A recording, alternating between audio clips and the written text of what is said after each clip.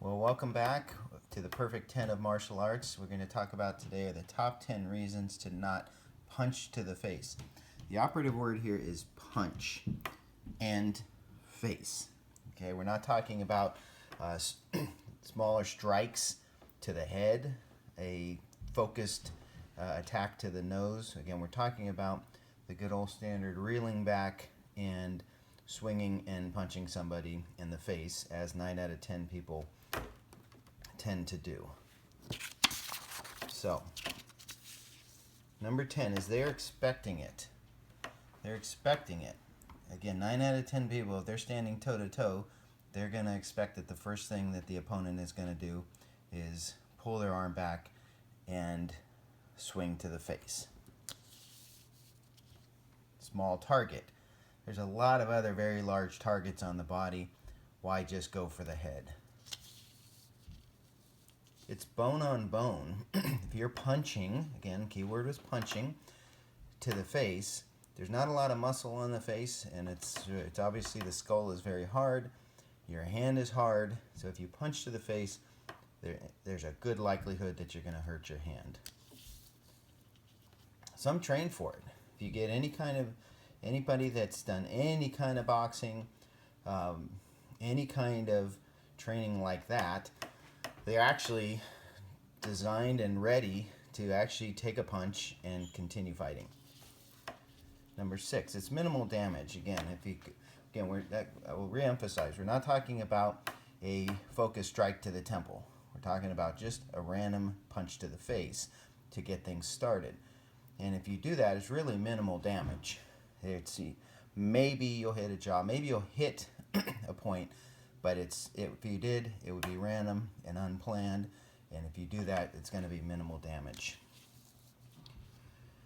People, as humans, have an instinct to avoid anything coming to their head. We've got so many things on our head, our nose, our eyes, obviously our brain, so instinctively our bodies are mentally designed to avoid anything that comes to the head.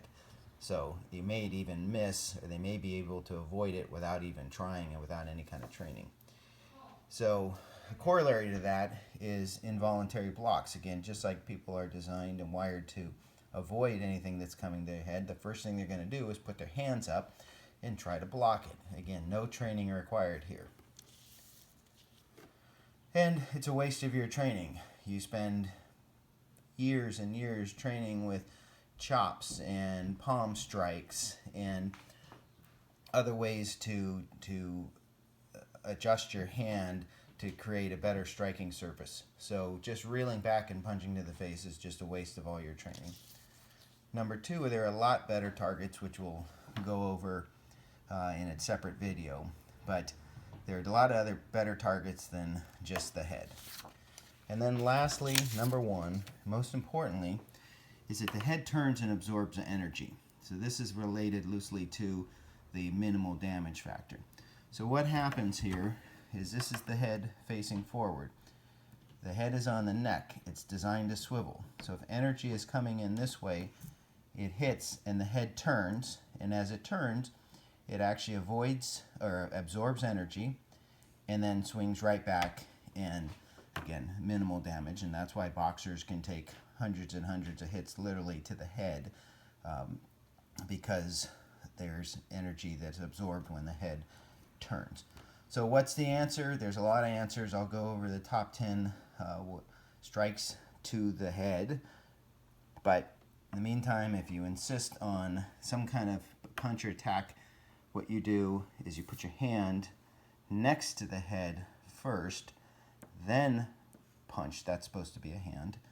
Then with the hand there, the head is unable to turn and all of the energy is absorbed in the bone of the face. So thanks for joining us for the Perfect 10 top 10 reasons to not punch to the face.